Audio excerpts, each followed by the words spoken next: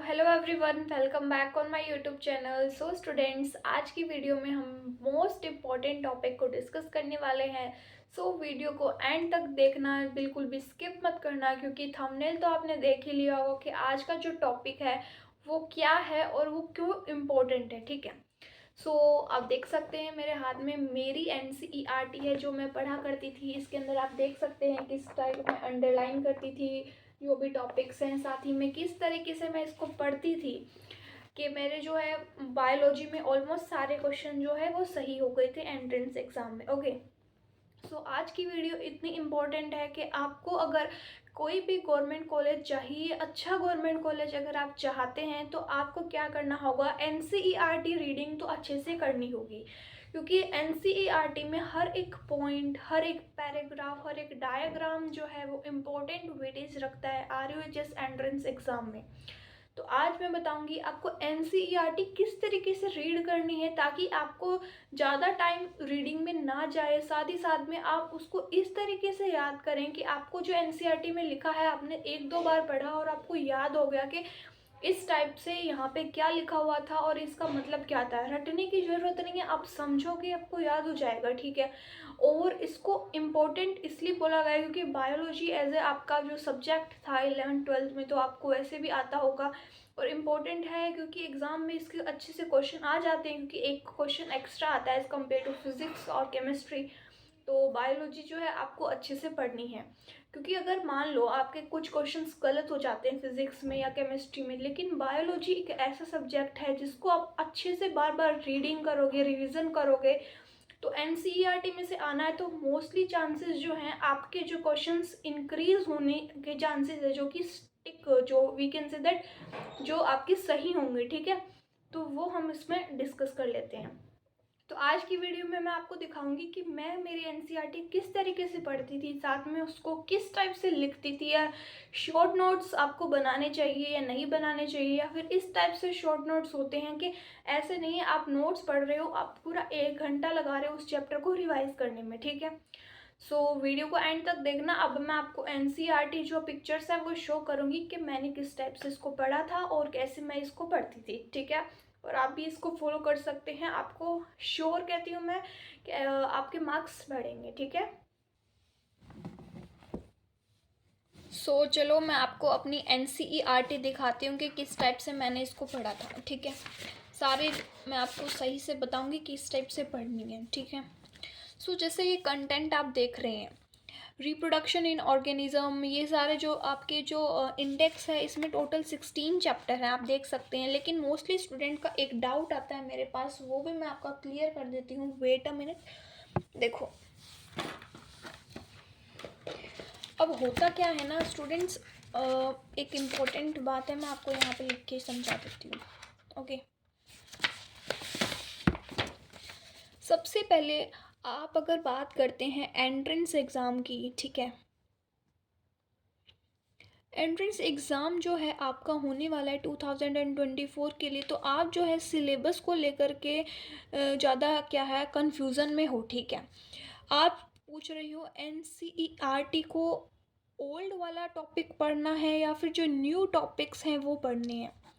देखो, न्यू वाले तो सारे कवर करना ही है, क्योंकि न्यू जो एनसीईआरटी का सिलेबस है अकॉर्डिंग टू वही आपकी 12th में आएगा। तो वही आप सोचोगे ना कि नई एनसीईआरटी है तो एनसीईआरटी का ही आता है, तो हम सिर्फ एनसीईआरटी न्यू वाली पढ़ेंगे, लेकिन आपको गलती नहीं करनी है।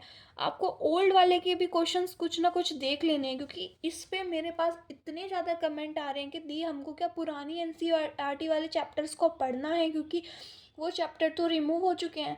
बट मैं आपको बता दूं स्टूडेंट्स, एनसीईआरटी में जो चैप्टर रिमूव हो जाते हैं ना, कई बार उनसे क्वेश्चंस जो है वो पुटअप कर लेता है जो आरयूएचएस यूनिवर्सिटी है ना आपकी, तो वो क्या कर लेती है, कई बार क्वेश्चंस पुराने वाले में से भी पुटअप कर लेती है। तो आपको क्या करना है, थोड़ा थोड़ा उनमें से भी देख लेना। ऐसे नहीं है उन्हीं क्वेश्चंस को पर्टिकुलरली उन्हीं चैप्टर को जा कर के पढ़ो, बट आपको क्या करना है, जो पुराने जो एनसीईआरटी है उसके जो कुछ कुछ जो रिमूव हो चुके हैं उनको ऊपर ऊपर से पढ़ लो कि हाँ कोई क्वेश्चन आए तो आप कर पाओ। ठीक है, अब हम इसके अकॉर्डिंग बात करते हैं।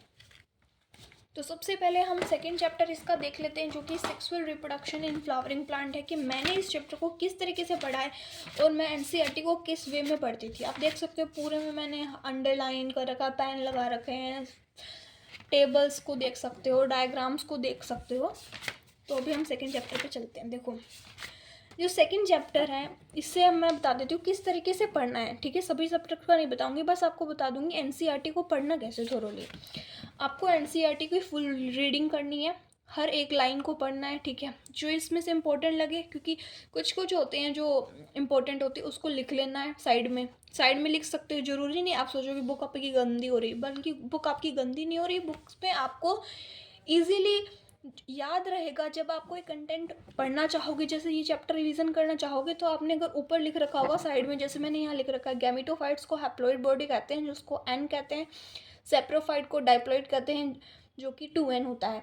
तो आपको ये याद हो गया अब, क्योंकि आप कई बार भूल जाते हो 2n या n क्या होता है, तो इस टाइप से आप लिख लेना। तो अगर आप उसी चैप्टर के साइड में जो कंटेंट है, पैराग्राफ है, उसको साइड में लिख लोगे, तो आपको याद रहेगा कि हाँ इसमें हमने पढ़ा क्या है, ठीक है। अब आप नेक्स्ट देखो, मैंने यहाँ पे कुछ डायग्राम्स में भी अंडरलाइन कर रखे हैं। जैसे एंथर है, वो बाइलोब स्ट्रक्चर होता है, तो हम डायग्राम से याद कर लेंगे ना। हमको पहले ये पढ़ लेना है पैराग्राफ, डायग्राम देखा, डायग्राम से याद कर लिया, और डायग्राम इसमें बारे में क्या क्या बताया। बाइलोब्ड होता है, डाइथिकस होता है, टेट्रास्पोरेंजिएट होता है, लॉन्गिट्यूडनल ग्रोस है। तो ये सब मैंने क्या यहाँ से उठा करके यहाँ पे 4 पॉइंट लिख दिए। रिवीजन करने जाऊँगी तो पूरी एनसीईआरटी नहीं पढ़ूंगी, साथ साथ में टॉपिक्स पढ़ लूँगी, ताकि मुझे याद रह जाए, ठीक है, गलती ना हो। इसी टाइप से मैं करती थी, और ऐसे ही आपको एनसीईआरटी रीडिंग कर रही है। जैसे अभी ये टॉपिक है, ये पूरा डायग्राम आप देख सकते हैं। डायग्राम को देखकर ही आपको याद करने पड़ेंगे, ठीक है, कि मिडल लेयर कौन सी है, टेपटम, स्पोरोजिनियस टिश्यू क्या है, एंडोथीशियम, एपिडर्मिस, कनेक्टिव टिश्यू, ये सब आपको इसमें से देख देख के याद कर लेने हैं।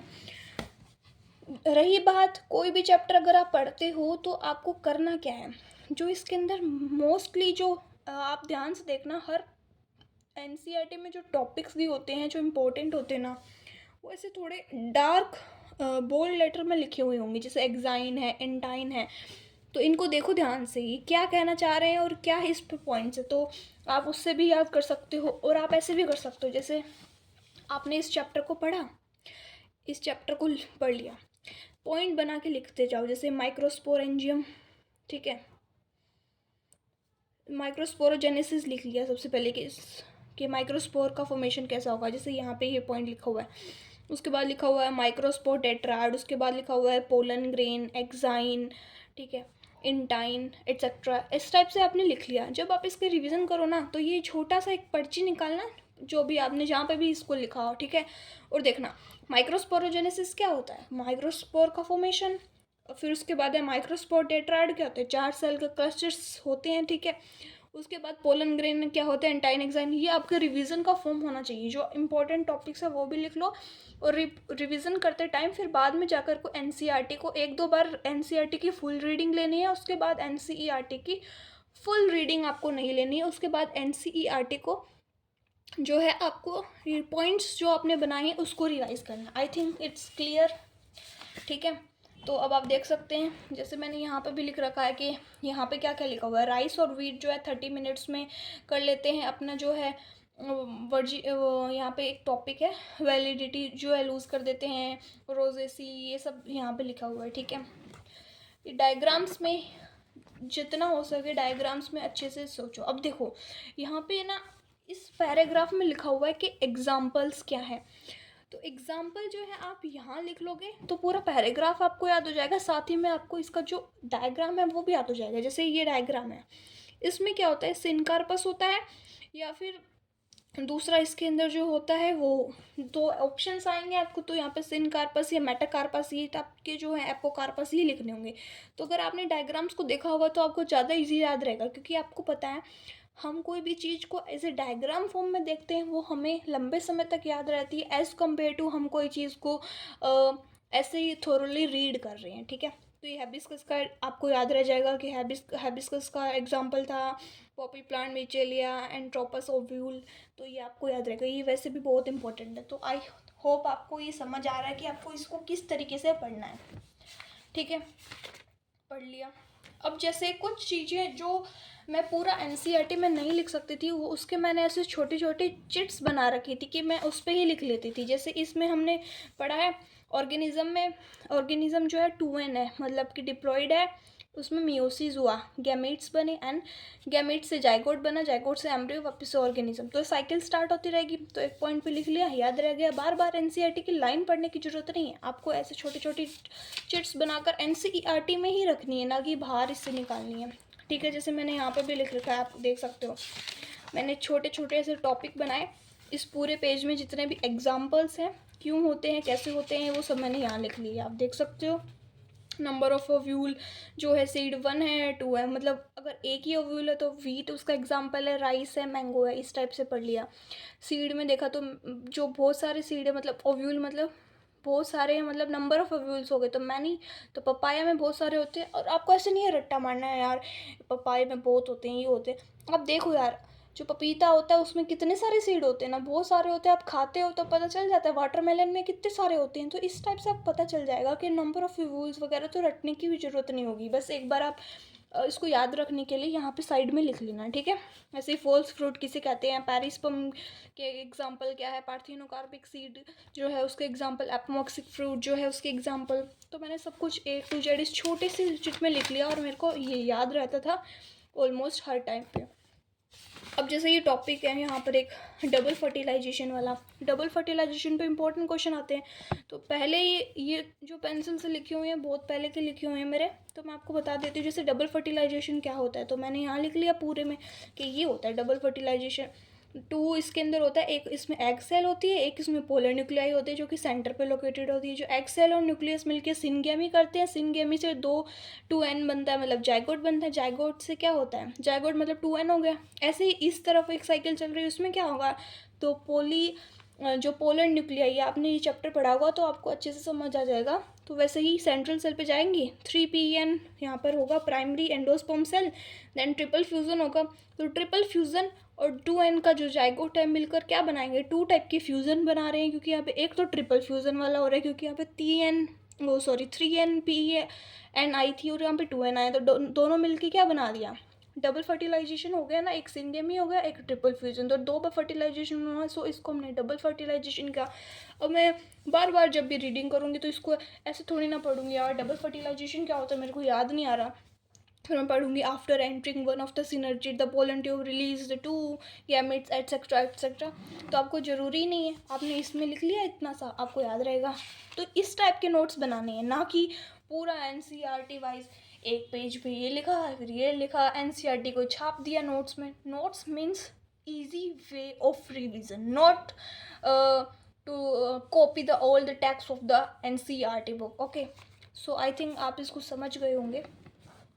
ऐसे ही मैंने यहाँ पे छोटे छोटे जो एग्जाम्पल्स हैं उन पे ऐसे मैंने अंडरलाइन कर रखा है, ठीक है। आप भी ऐसे कर सकते हैं, अगर आप ऐसे नहीं करना चाहते, आप अपने एनसीईआरटी को बेकार नहीं करना चाहते, आप सोचते हो मैं भी सेम टू सेम आपकी जैसे ही सोचती थी, बट एट द टाइम जब मैंने रियलाइज़ करा तो इसमें अगर बुक में आप लिखोगे आपको अच्छे से याद रहेगा, आप पेंसिल से लिखोगे फिर आप भूल जाओगे, दूसरी बार पढ़ोगे तो भूल जाओगे। तो आप अलग अलग मल्टीपल पेन्स यूज़ करोगे तो आपको सच में याद रहेगा। ज़रूरी नहीं है कि हर बच्चे को ऐसा होता है, बट हाँ मेरे को ऐसे याद हो जाता था, कोई डिफ़िकल्टी नहीं आती थी। फिर आप इसकी एनसीईआरटी को थोड़ा थोड़ा पढ़ लेना, ज़्यादा इंपॉर्टेंट मतलब ये जो एक्सरसाइज है उसको थोड़ा पढ़ लेना, कोई इंपॉर्टेंट नहीं है करना, सोल्व करना, लिखना। ऐसे आप ये भी देख सकते हो, जैसे ये वाला चैप्टर है मैंने साइड में लिख लिया कि टेस्टिस जो होती है उसमें 250 कंपार्टमेंट होते हैं जिसको हम टेस्टिकुलर लोब्यूल्स कहते हैं। आगे ये स्पर्म प्रोड्यूस करते हैं जो कि 250 to 750 होंगे, क्योंकि यहाँ पे जो एनसीईआरटी की लाइन लिखी हुई है मैंने पूरा पैराग्राफ को इधर इतने से में लिख लिया ताकि मुझे याद रह जाए।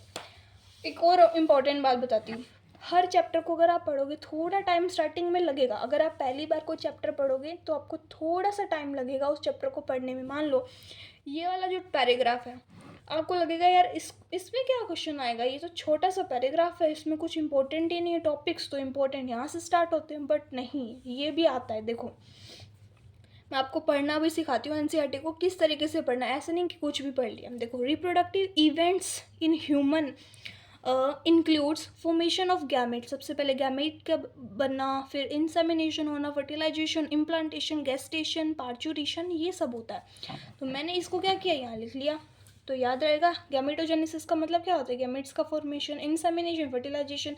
सो इस टाइप से जो पॉइंट बनाकर टॉपिक्स जो है साइडों में लिख लो, याद हमेशा रहेंगे, कोई गलती नहीं होगी। ऐसे ही मैंने यहाँ लिख लिया, तो मुझे बार बार देखने की ज़रूरत ही नहीं पड़ती थी, मुझे सब कुछ ऐसे पॉइंट्स पे याद रहता था। डायग्राम एनसीईआरटी का देखा, लिख लिया साइड में, एनसीईआरटी में लिखा, सारा कुछ मैंने साइड में ही लिख रखा है जो मुझे याद नहीं रहता था। और जो याद रहता था वो डायरेक्टली एनसीईआरटी में लाइन ऐसे मैंने जो वैकेंसी थे अंडरलाइन कर रखे हैं, ठीक है। डायग्राम्स में ही आपको अच्छे से पढ़ना होगा। इस डायग्राम में मैंने सब कुछ लिख लिया जो यहाँ पे लाइनें लिखी हुई है, तो ये डायग्राम्स तो याद रखने ही है। डायग्राम के साथ साथ उसका काम रख लिया मैंने, मायोमेट्रियम जो स्ट्रॉन्गेस्ट कॉन्ट्रैक्शन कराती है at the time of delivery, तो याद हो गया ना। अब क्योंकि एनसीईआरटी में ये लाइन आगे लिखी हुई है, देखो कितना आगे लिखी हुई है, हम यहाँ से भूल जाएंगे, तो हमने डायग्राम को ही एज ए ईजी फॉर्म में यहाँ पे याद कर लिया है। ओके, ऐसे ही आप देखो, जैसे कि mons pubis, labia majora minora या हाइमैन क्लाइटोरिस, ये सब मैंने क्या लिख लिया, इसकी साइड में लिख लिया ताकि मुझे याद रह जाता। तो ऐसे ही आप करो, ऐसे ही आपको करना होगा, तब आपको अच्छे से याद रह जाएगा। हर एक टॉपिक को ईजी वे में याद करो, उसको एज ए बर्डन मत समझो।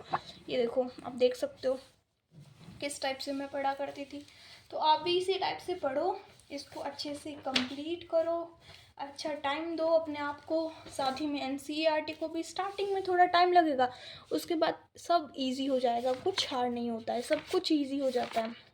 आई होप आप समझ गए होंगे मैं किस टाइप से आपको बताना चाह रही हूँ, हर एक चैप्टर को आपको किस वे में पढ़ना है। जैसे अब जेनेटिक्स का ही बात कर लो, जेनेटिक्स कितना इंपॉर्टेंट है, तो जेनेटिक्स के यहाँ पे छोटी छोटी चीज़ें यहाँ जो होती है ना, उन्हें साइड में लिख लो, याद रखो, ठीक है। और मैंने आपको बता ही दिया, मैं छोटे छोटे ऐसे चिट्स वगैरह भी साइड में एनसीईआरटी में चिपका लेती हूँ, जैसे टी लूप वगैरह, ये क्या है, टीआरएनए, एडेप्टर मॉलिक्यूल, इस टाइप से। तो इसमें क्या क्या लूप होते हैं वो सब याद रह जाते, तो इसी वे में मेरे को भी याद हो जाता, और मेरे को बार बार इसको देखना नहीं पड़ता एनसीईआरटी को, क्योंकि एनसीईआरटी की हर लाइन को हम कितनी बार पढ़ेंगे। इसकी छोटी फॉर्म में, रिवीजन के फॉर्म में अगर करना है तो ऐसे याद करो, ठीक है। आप समझ सकते होंगे, इस टाइप से आपको याद करना है, हर एक चैप्टर को इस टाइप से ही पढ़ना है, इस टाइप से ही उसको देखना है। आई होप आप इसको समझ गए होंगे। आज की वीडियो में इतना ही, ठीक है। सो अब नेक्स्ट वीडियो में मिलेंगे। आई होप आपको सब कुछ क्लियर है। अगर आपको वीडियो अच्छी लगी हो तो